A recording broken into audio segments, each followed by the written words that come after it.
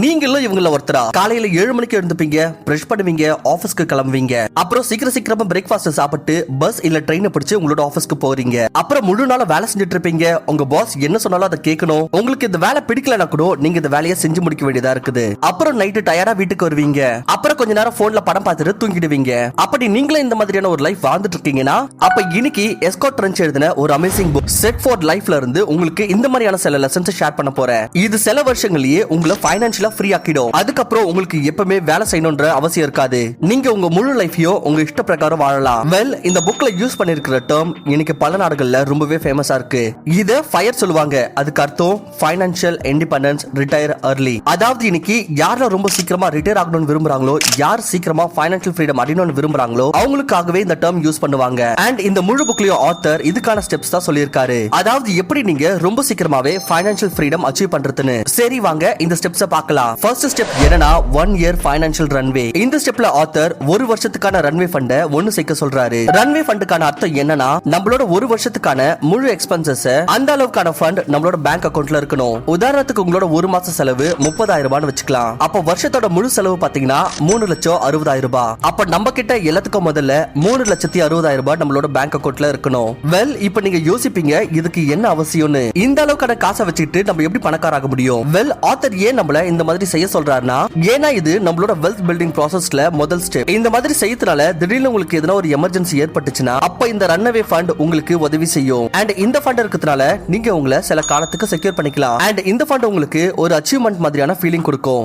ஏன்னா ஒரு வருஷம் செலவுக்கான காசை நீங்க சேவ் பண்ணிட்டீங்கன்னா அப்ப மேல்கொண்டு நீங்க இன்னும் அதிகமான காசு அடையலாம். பட் ஆனா இங்க ஆத்தர் என்ன சொல்றாருன்னா, உங்களுக்கு ஆக்சுவலா தெரியணும் ரியலா உங்ககிட்ட எவ்வளவு ஃபண்ட் இருக்குன்னு. இதுக்காக ஆத்தர் ஒரு எக்ஸாம்பிளோட சொல்றாரு. இப்ப 2 பேர் இருக்காங்க, ஒருத்தர் ராம், ஒருத்தர் ஷாம். ராமோட மாச செலவு வந்து 40,000 ரூபாய். அவர் காரோட இஎம்ஐ 10,000 ரூபாய். அவர் வீட்டோட இஎம்ஐ 20,000 ரூபாய். இப்ப ராமோட பேங்க் அக்கவுண்ட்ல இருக்கு 2,80,000 ரூபாய். அப்படி இந்த நேரத்துல ராமோட வேலை போயிடுச்சுன்னா அப்ப இவரோட வீடு, கார் இஎம்ஐ, மாச செலவு அதன் பிரகாரம் இவரோட எல்லா சேவிங்ஸும் 4 மாசத்துல காலி ஆயிடும். இதனால ராம்க்கு பிரச்சனை ஏற்படும். அதே இன்னொரு பக்கம் இருக்குது ஷாம். இவரோட மாச செலவு 20,000 ரூபாய். இவருக்கு எந்த லோனும் கிடையாது. இவரோட பேங்க் அக்கவுண்ட்ல 2,40,000 ரூபாய் இருக்கு.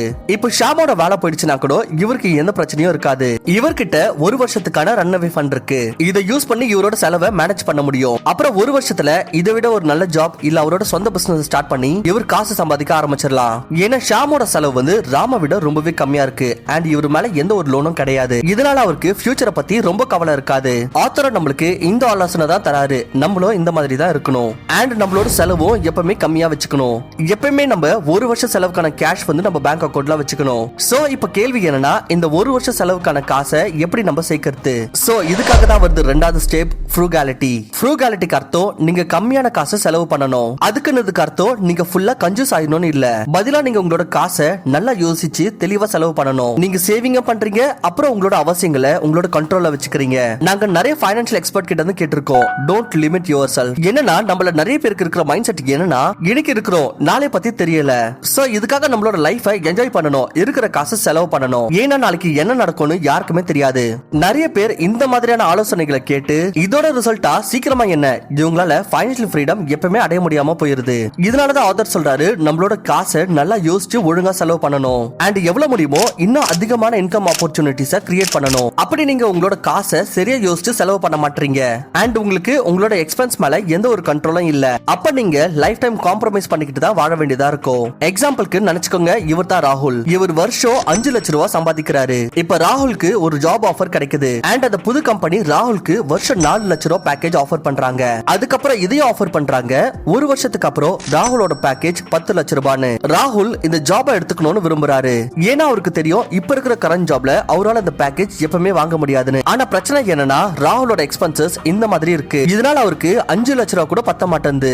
அப்படி அவர் 4 லட்சம் ரூபாய் ஜாபை வந்து எடுத்துக்கிட்டாருன்னா அவரால் சர்வையே பண்ண முடியாது. ஏன்னா அவருக்கு பில்ஸ் பே பண்ணணும், வீட்டோட ரெண்ட் இருக்கு, இன்டர்நெட்டுக்கு பே பண்ணணும், இந்த மாதிரி பல செலவுகள் இருக்கு. இத அவரால கண்ட்ரோல் பண்ண முடியல.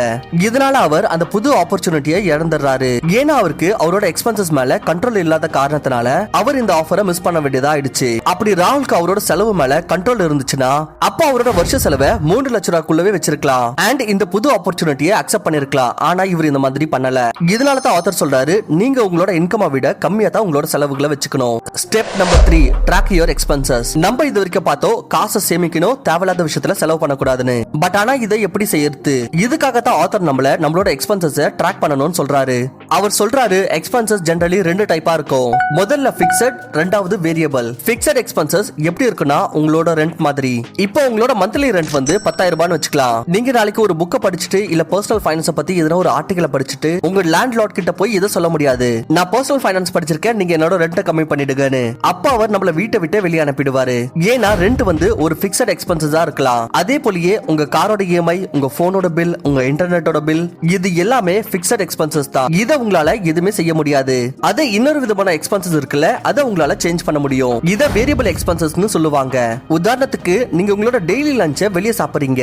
அப்ப அந்த இடத்துல நீங்க வீட்ல இருந்து சாண்ட்விச் ரெடி பண்ணி எடுத்துட்டு போகலாம். இதனால வெளியே இருக்கிற சாப்பாடு அவாய்ட் பண்ணி நீங்க கொஞ்சம் காசை மிச்சப்படுத்தலாம். இது இல்லாம நீங்க உங்களோட மூவிஸ்ல, டிராவல்ல, என்டர்டைன்மெண்ட்ல எல்லாம் எந்த செலவு பண்றீங்களோ அதெல்லாம் நீங்க கண்ட்ரோல் பண்ணலாம். இது எல்லாமே நீங்க கண்ட்ரோல் பண்ணலாம். இது உங்க கையில தான் இருக்கு.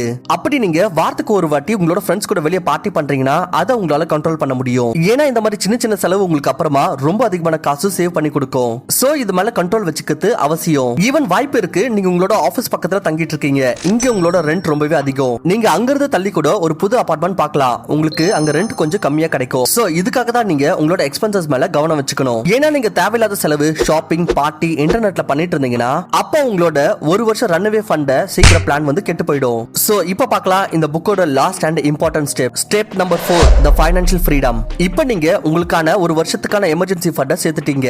இத நீங்க உங்களோட அவசியத்துக்கு அப்போ யூஸ் பண்ண முடியும். அண்ட் உங்களோட காசை நீங்க எந்த இடத்துல சரியா செலவு பண்ணணும்னு கத்துக்கிட்டீங்க.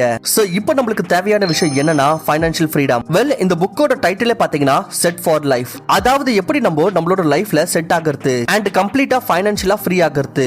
ஏன்னா ஒரு வருஷம் எமர்ஜென்சி ஃபண்டால நம்மளால பெருசா எதுவுமே செய்ய முடியாது. சோ இதுக்காக ஆத்தர் நம்மள என்ன சஜஸ்ட் பண்றாருன்னா நம்ம இன்னும் அதிகமான காசை சம்பாதிக்கணும், நம்மளோட இன்கம் அதிகமாக்கணும். சோ தட் நீங்க நிறைய காசை சம்பாதிச்சு அது சரியான இடத்துல இன்வெஸ்ட் பண்ண முடியும். அண்ட் இது உங்களுக்கு பாசிவ் இன்கம் ஜெனரேட் பண்ணி கொடுக்க ஆரம்பிக்கும். ஆத்தர் சொல்றாரு அதுக்குன்னு நீங்க நிறைய காசு சம்பாதிக்கணும்ன்ற அவசரத்துல நீங்க இந்த மாதிரியான ஜாப் எதுவும் எடுத்துக்க கூடாது. இதுல இப்போ வேணும்னா உங்களுக்கு ஒரு நல்ல பேக்கேஜ் கிடைக்கலாம். பட் ஆனா லாங் டேர்ம்ல இது உங்களுக்கு சரியா இருக்காது.